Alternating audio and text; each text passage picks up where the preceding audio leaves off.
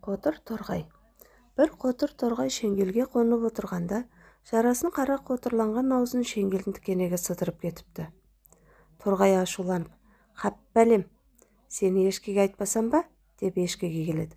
Ешкі, ана шеңгелдің сылдырмағын неге жемейсің?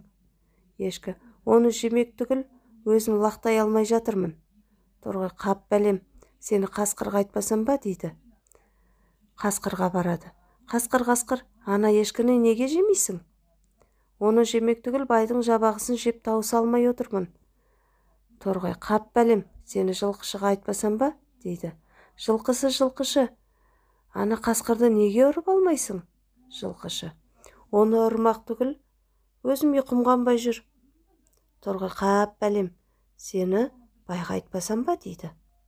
Байеке, ана жылқышыңды неге сабамайсың?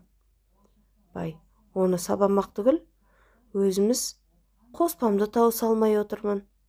Торғай, «Қап бәлем, сені тышқанға айтпасам ба?» деп тышқанға келеді.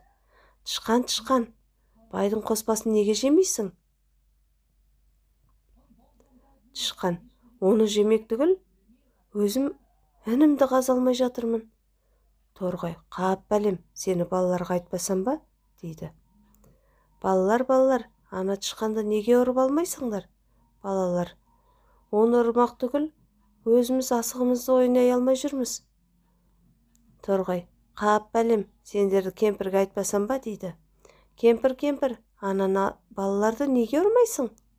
Кемпір, оларды ұрмақ түгіл, өзім жүнімді сабай алмай жатырмын.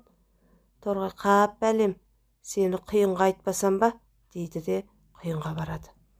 Құйын, кемпірдің жүнін неге ұшырмайсың? Құйын соғып кемпірдің жүнін ұшырады. Кемпір балаларды ұрады. Балалар тышқанды ұстап алады. Тышқан байдың қоспасын түгіседі. Бай жылқышыны сабайды. Жылқышы қасқырды ұстап алады. Қасқыр ешкіні жейді.